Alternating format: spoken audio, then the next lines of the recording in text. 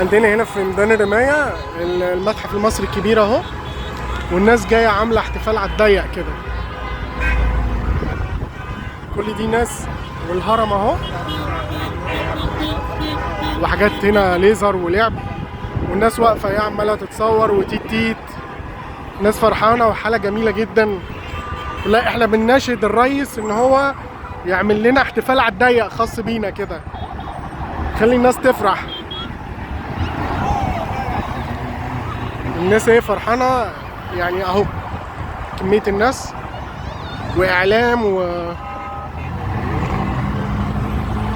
ده الممشى السياحي اللي هو نازل من الهرم فوق لحد المتحف المصري الكبير. شايفين الفرحة والبهجة؟